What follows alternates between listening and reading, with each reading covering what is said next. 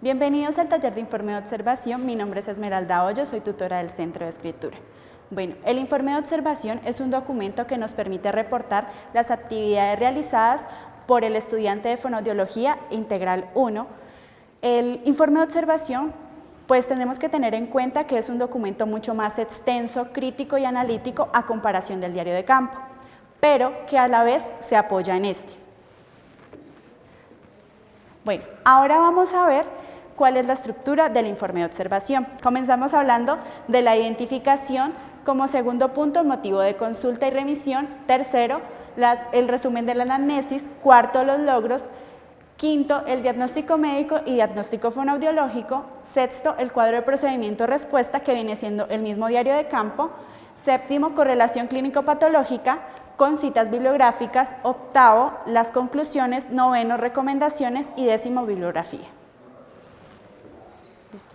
Tengamos en cuenta que el primer punto que vamos a tratar entonces es la identificación del paciente. Bueno, también tengamos en cuenta que la identificación del paciente usuario-niño va a ser muy distinta a la del usuario adulto. Entonces, comencemos hablando por la identificación del usuario-niño. Esta debe llevar el nombre y apellido completo del usuario, el número de identificación, el tipo de identificación, la fecha de nacimiento, la edad. Esta debe ir en años y meses. El grado escolar, la escolaridad. Esto hace referencia al tiempo que lleva el usuario dentro de la institución donde estamos trabajando. El nombre del padre, el nombre de la madre, la dirección, el teléfono, el nombre de su asesora, el nombre del practicante y la fecha de evaluación, hace referencia al día en que se realizó la terapia. Bueno, ahora vamos a hablar acerca de la identificación del usuario adulto. Esta va a tener algunas variaciones. Bueno, comenzamos hablando también acerca del nombre completo y apellido, el número de identificación, la fecha de nacimiento, la edad, pero esta edad solamente la vamos a dar en años. Los datos del acudiente, el estado civil, la dirección, el teléfono, la profesión que desempeñaba o desempeña actualmente, la fecha de aparición de los síntomas, el nombre de la asesora, del practicante y la fecha en que se realizó la evaluación. Bueno, como segundo punto vamos a hablar del motivo de consulta y remisión. El motivo de consulta y remisión hace referencia al por qué este usuario está llegando al servicio de fonoaudiología. Vamos a mirar aquí dos ejemplos. En el ejemplo 1, como podemos mirar, es un usuario niño quien fue remitido por su docente. Leamos. Paciente remitida por profesora quien refiere que la niña a veces no se le entiende cuando habla. Como pueden darse cuenta, aquí colocamos textualmente lo que dice la docente, por eso es muy importante. En el segundo ejemplo podemos mirar que estamos hablando de un paciente adulto y que fue remitido por neurología. Leamos. Paciente con lesión isquémica temporal izquierda, área 45, remitido por neurología para evaluación fonoaudiológica. Como tercer punto, resumen de anamnesis. De igual manera tenemos que tener en cuenta que el resumen de anamnesis de un adulto va a ser muy distinta a la de un niño. Vamos a tener en cuenta unos puntos distintos. Comenzamos hablando acerca de la anamnesis infantil. En la anamnesis infantil tenemos que tener en cuenta los antecedentes pre, peri y postnatales. Estos hacen referencia, el pre hace referencia al antes del embarazo, peri durante el embarazo y post después del embarazo. También tenemos que tener en cuenta el desarrollo motor, el desarrollo del lenguaje y el desarrollo afectivo del niño. Las características psicosociales, las características de comunicación y alimentación, los aspectos pedagógicos y las observaciones en los distintos contextos. Para la anamnesis del paciente adulto vamos a tener en cuenta la condición familiar. Aquí podemos mirar un ejemplo. La familia del paciente está conformada por su esposa y sus dos hijos. La esposa tiene 45 años de edad y se desempeña como abogada. Sus dos hijos, de 17 y 23 años, son solteros y estudiantes. Presenta antecedentes familiares de Alzheimer, ya que su padre y su madre padecieron de esta enfermedad. También vamos a tener en cuenta las aptitudes antes de la lesión o la enfermedad. Aquí vamos a ver otro ejemplo. El paciente antes de la lesión se expresaba con facilidad mediante palabras para manifestar sus ideas, pensamientos y sentimientos. Comprendía textos y palabras sin ninguna dificultad. Retenía información como números de teléfono y direcciones. Lograba repetir, leer en voz alta y escribir al dictado. Otro punto a tener en cuenta son los hábitos lingüísticos premórbidos. Esto hace referencia al idioma que utilizaba el paciente y cómo utilizaba ese idioma. Entonces, los dos idiomas hablados por el paciente son español e inglés. Debido a su profesión, tenía como interés comunicativo dictar clases y charlas constantemente. Recordemos el ejemplo que vimos en identificación, donde decía que era un docente. Bueno, también vamos a hablar acerca de los cambios significativos en su conducta verbal después de la lesión. Aquí miramos un ejemplo. Después de la lesión, el paciente se comunica mediante gestos, ya que su lenguaje es poco fluido. Se le presentan oportunidades de comunicación al estar rodeado de sus familiares. Bueno, también tenemos que tener en cuenta las relaciones sociales o antisociales que tiene el paciente actualmente. El paciente se relacionaba afectivamente con alumnos y familiares y ahora ¿cómo se relaciona? Bueno, también tenemos en cuenta algunos aspectos de la historia clínica, como la parte médica, neurológica y psicológica. Ahora sí, como cuarto punto están los logros. Estos logros tienen que tener en cuenta que pueden ir incluidos dentro del informe de observación o bien pueden ir dentro del diario de campo. Esta situación ya ustedes la discuten con su asesora. Bueno, después va el diagnóstico médico y diagnóstico fonoaudiológico. El diagnóstico médico debe ser escrito tal cual como lo han reportado la parte médica, y el diagnóstico fonoaudiológico debemos tener en cuenta de que si no está con el código de CIE-10 lo debemos buscar. Bueno, llegamos al cuadro de procedimiento y respuesta y logro. Este, como ya les dije desde el inicio, hace referencia al diario de campo. También tengan en cuenta de que este punto lo deben discutir con su asesora, ya que algunas prefieren que el diario de campo lo entregan el mismo día que se ha realizado la sesión y otras prefieren que sea entregado dentro del informe de observación. Bueno, aquí está la estructura general que ya la hemos trabajado en el taller anterior. Y ahora sí llegamos a la parte que nos interesa demasiado del informe de observación, que es la correlación clínico-patológica.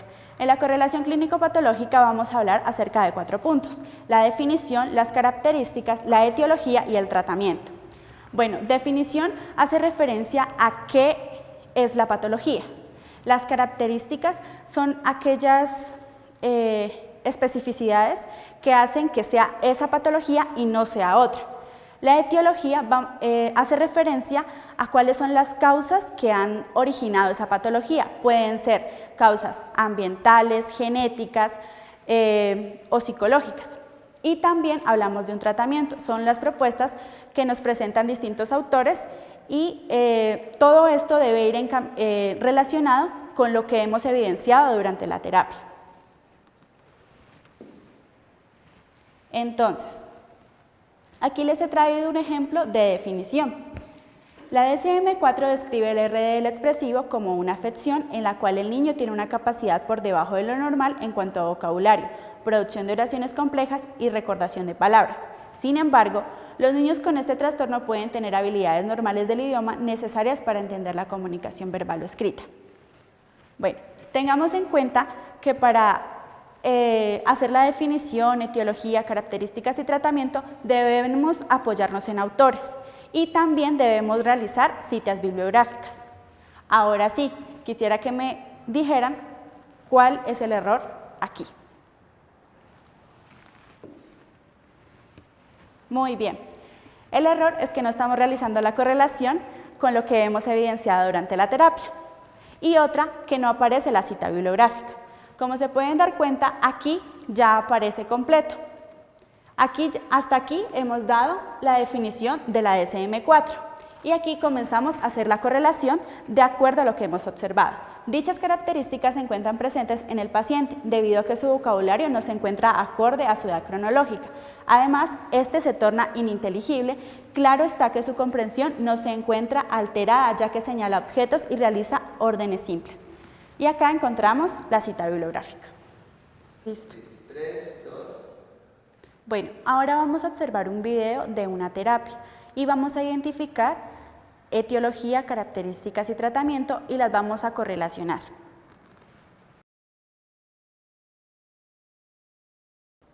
Ahora vamos a trabajar sobre este ejercicio. Anotemos las características del paciente y analicémoslas.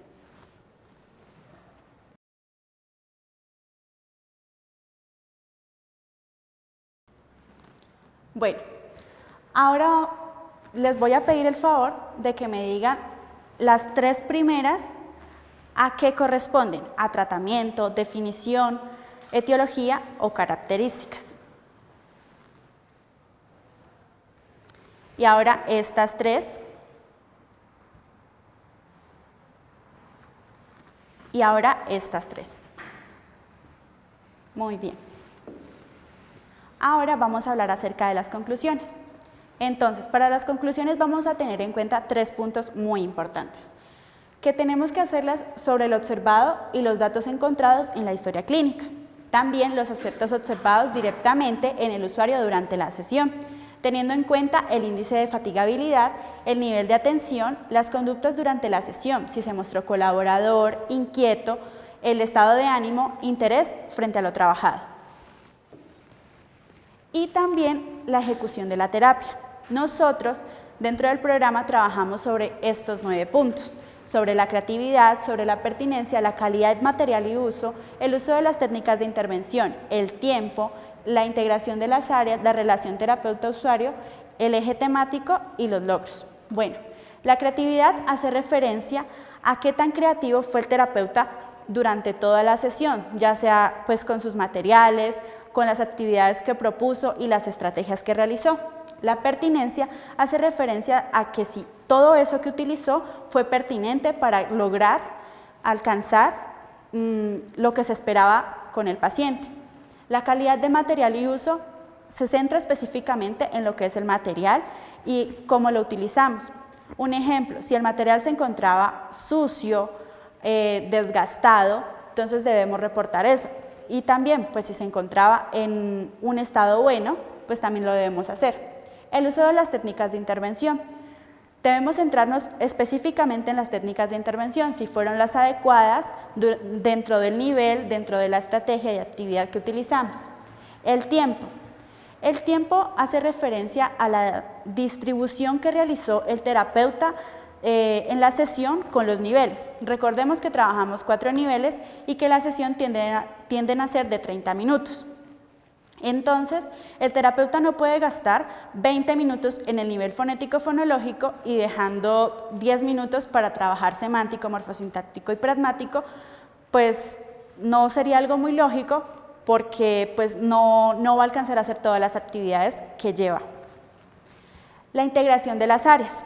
Entonces, para integración de las áreas recordemos que fonético-fonológico también debe reforzarse en semántico, estos 2 en morfosintáctico y los 3 anteriores en pragmático. Y pues si el practicante no realizó esa integración, lo debemos reportar. La relación terapeuta-paciente. La relación terapeuta-paciente es muy importante ya que hace que la terapia sea dinámica y sea de provecho para el usuario que pues es quien la necesita. Y el eje temático hace referencia al tema general en que se va encaminada la terapia. Digamos, si estamos trabajando los animales domésticos y se ha trabajado en fonético-fonológico y en semántico este tema, pues debe seguir en morfosintáctico y en pragmático. No vaya a ser cosa de que en morfosintáctico y pragmático trabajamos las frutas, pues no habría un eje temático como tal. Y los logros. Recordemos pues que son 4 logros y que estos se realizan a... Ay, me equivoqué ahí. Bueno. Ya. Bueno, ahora sí, los logros. Los logros, recordemos que son 4 logros y que es 1 por cada nivel. Entonces debemos identificar pues, si estos son alcanzables para la edad del niño debido a sus condiciones y pues si no fue así, reportarlo. Las conclusiones, aquí les traigo 2 ejemplos. Se obtienen mejores resultados durante la sesión implementando actividades presentadas a modo de juego, ya que estas son más atractivas para el usuario. Identifiquen a cuál de estos puntos anteriores corresponde esa conclusión. Ahora miremos el otro ejemplo. La practicante no hizo buen uso del tiempo, ya que la sesión tuvo una duración de 1 hora, produciendo fatiga en el niño. Bueno, ahora vamos a realizar un ejercicio. Ustedes van a sacar de esta bolsita unas tarjetas que van a contener los 9 puntos que hemos hablado para las conclusiones. Entonces, cada uno pues saca su tarjeta y va a hacer una conclusión respecto al punto. Bueno, hoy les he traído 2 ejemplos acerca de 2 puntos a tratar en las conclusiones. Bueno, el primero dice, se obtienen mejores resultados durante la sesión implementando actividades presentadas a modo de juego, ya que estas son más atractivas para el usuario. Y la segunda dice así, la practicante no hizo buen uso del tiempo, ya que la sesión tuvo una duración de 1 hora, produciendo fatiga en el usuario. Ahora sí, pasamos a las recomendaciones. Las recomendaciones deben ser coherentes con las conclusiones, deben hacerse respecto a las dificultades observadas en el usuario y deben señalar alguna propuesta de intervención fonoaudiológica. Bueno, aquí les he traído 2 ejemplos de las recomendaciones con respecto a las 2 conclusiones que les he dado anteriormente. Entonces, se recomienda trabajar con actividades de interés llamativas para el niño, preferiblemente a modo de juego, ya que esto permite captar y mantener su atención por más tiempo. La segunda dice, se recomienda hacer mejor uso del tiempo realizando actividades cortas y precisas para evitar que el niño se fatigue con una sesión demasiado extensa. Como podemos darnos cuenta, pues estas 2 realmente se relacionan mucho con las conclusiones que hemos dado anteriormente. Este vendría siendo como pues un camino que ustedes deben tomar. Ahora sí, el último punto, la bibliografía. Debemos tener en cuenta que nosotros manejamos normas INCONTET en el programa de fonoaudiología. Por ende, la bibliografía debe hacerse de acuerdo a estas normas. Entonces, si lo recuerdan, a la DSM-4 la utilizamos para hacer la definición. Entonces, debe ir en la bibliografía. Aquí encontramos un ejemplo de la información fue sacada de internet, entonces va a ser muy distinta a la que fue sacada de un texto pues escrito a mano. Entonces, la DSM-4, criterios de diagnóstico de los criterios, entre corchetes va a ir en línea, en punto, entre corchetes, citado el 9 de septiembre del 2015 y disponible en internet, y colocamos el link. Como se pueden dar cuenta, es muy diferente a esta bibliografía, ya que esta fue sacada de un libro. Entonces podemos darnos cuenta que colocamos primero los 2 autores, colocamos de dónde sacamos la información, dislalias y citado por quién. Fejerman, Natalio, Fernández, Álvaro y Emil. Y de dónde fue sacada esa información como primer punto. Trastornos del habla y del lenguaje en neurología pediátrica, tercera edición, Buenos Aires, Argentina, 2007, página 756. Preguntas, dudas e inquietudes.